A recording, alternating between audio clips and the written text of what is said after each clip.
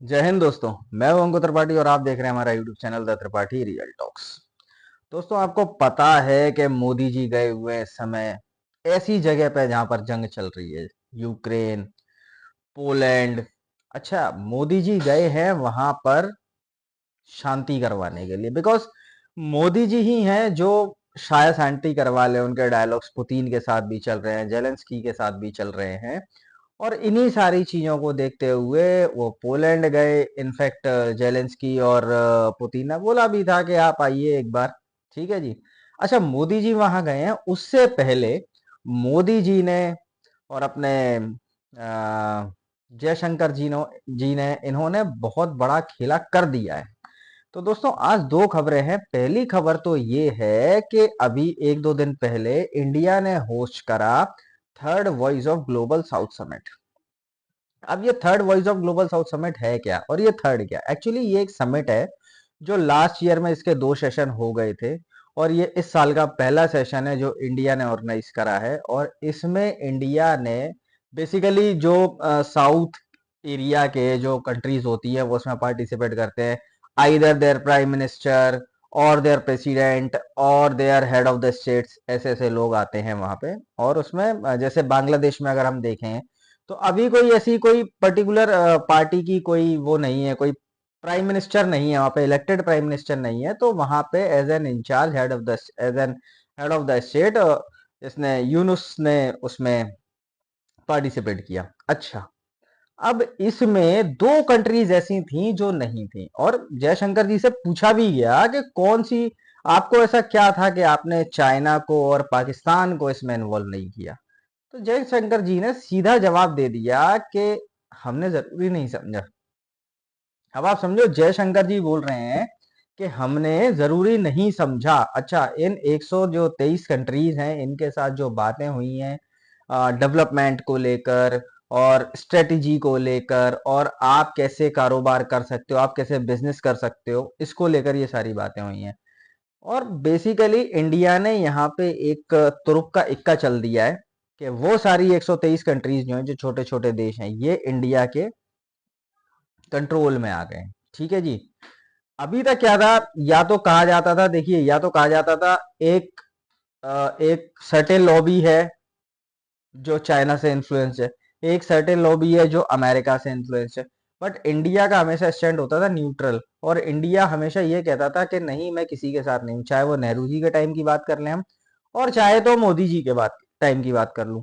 लेकिन नेहरू जी के टाइम पे कहा जाता था कि हम किसी के साथ जाना पसंद नहीं करेंगे, लेकिन मोदी जी के टाइम पे कहा जाता है भाई हम किसी के साथ तो नहीं जाएंगे, लेकिन we are stand with our self, हम खुद के साथ खड़े हैं, और हम ये कोशिश करेंगे कि दुनिया हमारे साथ आकर खड़ी हो जाए।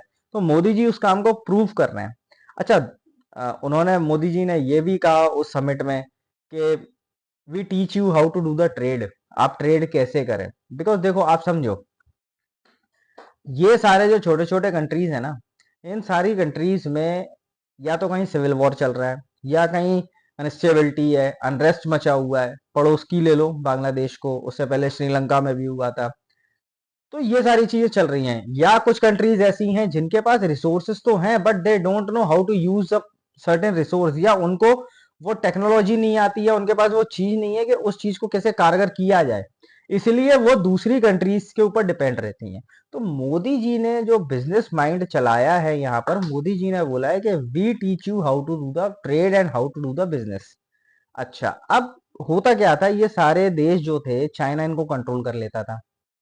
कैसे कंट्रोल करता था कि चाइना ने पैसा दिया, चाइना ने उनको पैसा दे दिया कि भैया ये लो, तुम पैसा लो, और हम तुम्हारे यहाँ ये डेवलपमेंट करते हैं, वो डेवलपमेंट करते हैं, फलाना करते हैं, ढिमाका करते हैं।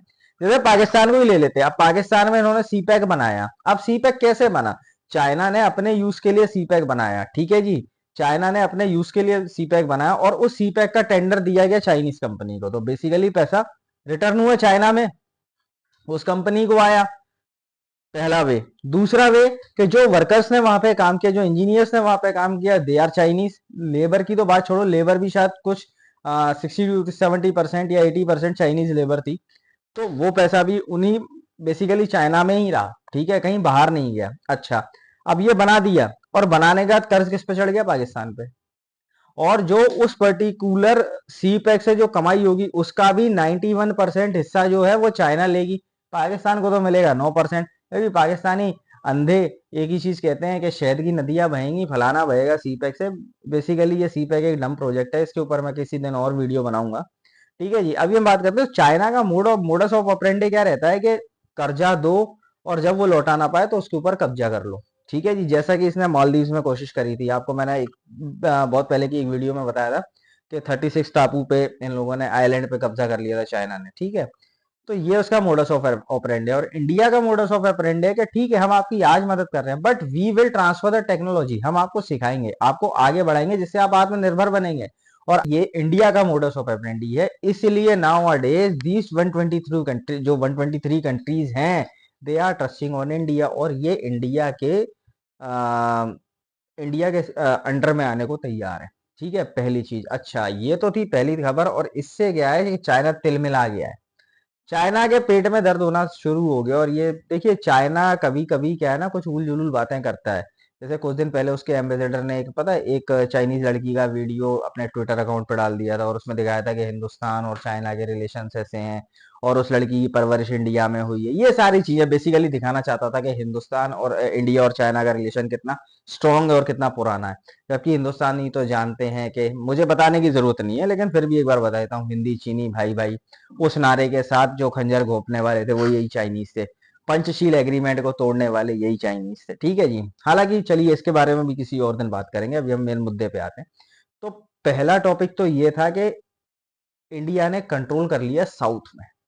123 कंट्रीज को कंट्रोल कर रहा है आज की डेट में इंडिया है। India is a global leader in entire south, in entire south. और अगर मैं अकेले साउथ की बात भी क्यों करूं, मोदी जी वहां गए हैं तो कहीं ना कहीं ऐसा लीडर ही गए हैं।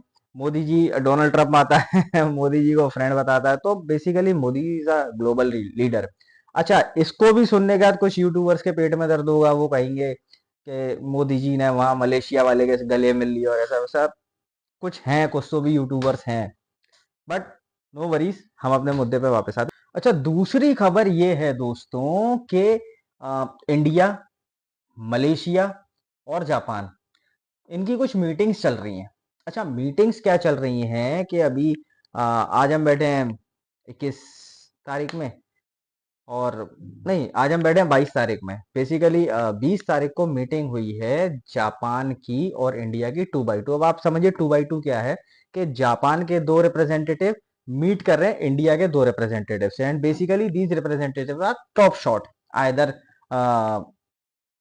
Any of the minister. अभी लेकिन जो मीटिंग हुई है वो फाइनेंस मिनिस्टर, फॉरेन मिनिस्टर और डिफेंस मिनिस्टर, मतलब जयशंकर जी और राजनाथ सिंह जी, इनकी मुलाकात हुई है जापान के फॉरेन मिनिस्टर से। और बात काय पे हुई है? बात हुई है टू फाइट अगेंस्ट टेररिज्म, पहली। दूसरी बात हुई है कि जो भी ट्रेड होगा और जो भी डीलिंग्स होंगी लैंड पे और सी में, they has to be forbidden by the rules, वो रूल्स के साथ हो। अब आप समझे रूल्स से क्या मतलब है? भाई इंडिया और जापान कोई चीज कर रहा है तो बेसिकली रूल्स को मानेगा, या इंडिया और किसी कंट्री से काम कर रही है तो रूल्स को मानेगा। इस एरिया में सिर्फ एक ही ऐसा है जो बदमाशी देता है, जो गुंडागिर्दी करता है, एंड दैट इज चाइना। तो बेसिकली जापान और India, they are working together against China. क्योंकि चाइना कभी वियतनाम को धमकी देता है, कभी फिलीपींस को धमकी देता है, कहीं किसी की नाव डुबोता है, कहीं किसी के टेरिटरी में घुसने की कोशिश करता है, कहीं फिलीपींस को धमकाता है, अब तो जापान को भी धमकाने लगा। और इसको ये समझ में नहीं आ रहा है कि ये वही जापान है। एक कहावत है दोस्तों, हम शरीफ क्या हुए, दुनिया बदमाश हो गई। जापान एक टाइम पे इतना बड़ा गुंडा था, इसकी आर्मी थी, स्ट्रांग थी दोस्तों। इनके वो अपना प्लेन में सुसाइड बम, प्लेन में सुसाइड बम बना के, और अगर कोई जैसे सी में कोई है, कोई दुश्मन की बेस है, फट से उस पर गिर जाते थे। भाई बड़ी खतरनाक आर्मी थी, पूरे एंटायर पैसिफिक ओशन को ना इनने हालत खराब कर दी थी, इतनी खतरनाक थी। लेकिन फिर उसके सेकेंड वर्ल्ड वार के बाद उन्होंने सोचा now we will move towards progress and technology and ये सब। अब ये शरीफ हो गए तो चाइना बदमाश बन के इनको आंखें दिखा रहा है। तो बेसिकली अब जापानीज का थोड़ा माइंड सेट चेंज हुआ है और वो कह रहे हैं यार इसकी बच्चे की औकात है, ये हमें आंखें दिखा रहा है। तो बेसिकली वो इंडिया के साथ ये सारी डीलिंग्स चल रही हैं। अच्छा, रडार टेक्नोलॉजी ट्रांसफर की बात चल रही है, बिकॉज जापान की जो टेक्नोलॉजी है, आप भी मानेंगे और सब मानते हैं कि they are number one, either robots और रडार्स और anything, they are number one in technology. तो वो सारी चीजें ट्रांसफर हो रही हैं। मलेशिया के साथ भी ऐसी बात हुई, मोदी जी अभी उनके उनके पीएम से मिले और वहां पे भी यही सारी बातें चल रही हैं। तो देखा जाए कहीं ना कहीं इंडिया ने, जो चाइना ने मंसूबा पाला था कि मैंने इंडिया को घेर लिया है, और ये कुछ लोग आगे कहते भी थे कि इंडिया को घेर लिया है जी चाइना ने, और चाइना ने इंडिया को ऐसा कर दिया है वैसा कर दिया, सब तरफ से घेर दिया और इंडिया के ऊपर खतरा है।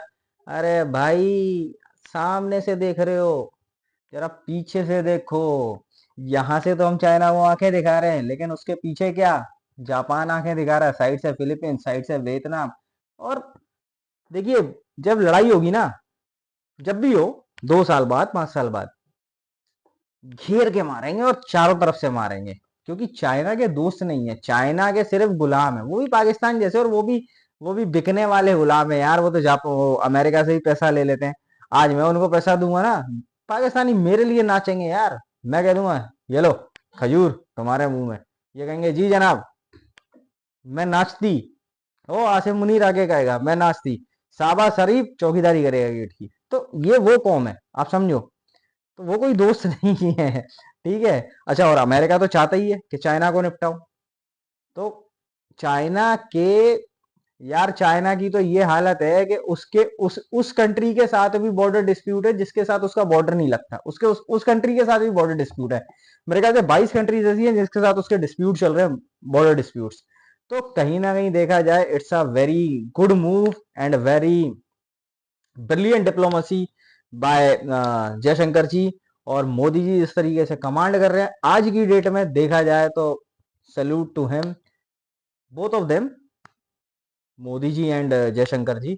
और ऐसे ही चलता रहा तो definitely we will make a progress and definitely we will move forward. And कहीं ना कहीं देखा जाए तो now we are in a competition of China, और अब हम उसको दबाने की कोशिश कर रहे हैं। अच्छा दोस्तों, एक आने वाले टाइम में एक वीडियो बनाने वाला हूँ, जो भी मैंने आपको थोड़ी देर पहले बताया था कि आजकल चाइना क्या क्या प्रोपेगेंडे कर रहा है दोस्ती को बढ़ाने के लिए। इसमें भी कड़ी से कड़ी जोड़ेंगे हम अपनी नेक्स्ट वीडियो में, ठीक है। आज की मेरी अगर वीडियो आप लोगों को पसंद आई हो तो लाइक कीजिए, ज्यादा से ज्यादा शेयर कीजिए, अपने दोस्तों को पहुंचाइए जिनको, उनको भी पता चले कि what are the latest development and what we are achieving. और मेरे वीडियो पर प्यार बरसा दीजिए कमेंट सेक्शन में। इंस्टाग्राम पे भी मुझे फॉलो कीजिएगा, लिंक मैं डिस्क्रिप्शन में दे दूंगा। मिलता हूँ आपसे नेक्स्ट वीडियो में। Till then good night and जय भारत।